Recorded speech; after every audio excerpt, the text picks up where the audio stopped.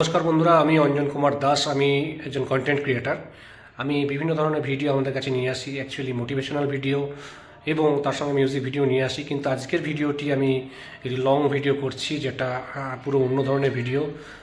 কিছুদিন আগে আমাদের ফেসবুক ইউনিভার্সিটির এক সদস্য বিশ্বরূপ দত্ত হালি শহরে গেছিলো। সেখানে একটি মেয়ে যার নাম শ্রেষ্ঠা গাঙ্গুলি, সে বিরল একটি রোগের কিন্তু শিকার হয়ে যায় এবং আমাদের সেখানে গিয়ে সেখান থেকে লাইভ ভিডিও করে এবং সেই লাইভ ভিডিওটি আমি কিছুটা অংশ রেকর্ডিং করেছি। বাচ্চাটার 1.5 বছর বয়স এবং সে এমন একটি বিরল রোগের শিকার হয়েছে যার খরচ শুনলে আপনাদের মাথায় হাত পড়বে একদম। আমিও প্রথমে বিশ্বাস করিনি, কিন্তু আমাদের যেহেতু প্রতিনিধি সেখানে গেছিলো এবং সেখান থেকে আমাদেরকে লাইভ ব্রডকাস্টে তুলে জিনিসটা দেখিয়েছে এবং সেখান থেকে ডাক্তার সাজেস্ট করেছে যে একটি ভ্যাকসিন তাকে প্রয়োগ না করলে সে হয়তো ইহলোক ত্যাগ করে অন্য কোনো জগতে চলে যাবে। তাই আপনাদের কাছে, সকলের কাছে আমার বিনীত নিবেদন যে যে পারবেন এই বাচ্চাটার, আমি একটা গুগল পে অ্যাকাউন্ট এবং ফোনপে অ্যাকাউন্ট আমি এখানে এই ভিডিওটাতে আমি সাবমিট করব, আপনারা দেখতে পাবেন। যার যেরকম সামর্থ্য আপনারা একটু সাহায্য করবেন।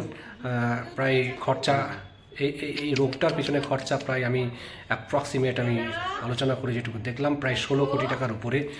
যদি আমরা কেউ কিছু কিছু করে যদি এখানে এই বাচ্চাটাকে আমরা সাহায্য করতে পারি, আশা করি তার বাবা মায়ের মুখে একটু হাসি ফোটাতে পারবো। আর দীর্ঘ এই ধরনের রোগ প্রায় লাখে বা 1.5 লাখ 2 লাখে একটাই হয়, যার চিকিৎসা প্রচণ্ড ব্যয়বহুল। এই দেশে, আমাদের এই দেশে সেই চিকিৎসা হয় না। শুধু বাইরের দেশ থেকে তাকে চিকিৎসার ব্যয়বহুলটা বুঝতেই পারছেন। সেই ব্যয়বহুল ভার বহন করতে পারবে একটা ফ্যামিলির পক্ষে 1 কোটি টাকা হয়, 50 লাখ 16 লাখ হয়। এগুলো আমরা খরচ ব্যয়বহুল হলে পরেও জমি জায়গা বিক্রি করে করার চেষ্টা করি, কিন্তু এর পরিমাণ মানে অবাক করা একটা খরচা, যে খরচা একার পক্ষে সম্ভব নয়। আমরা যদি কিছু কিছু করে সাহায্য করতে পারি, আশা করি তার বাবা মায়ের মুখে হাসি ফোটাতে পারবো। সবাই একটু ভেবেচিন্তে দেখবেন, ভিডিওটাকে শেয়ার করে দেবেন।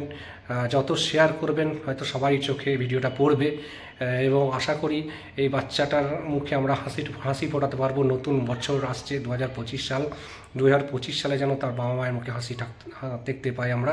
এই বলেই আমার ছোট্ট ভিডিওটা আমি শেষ করলাম।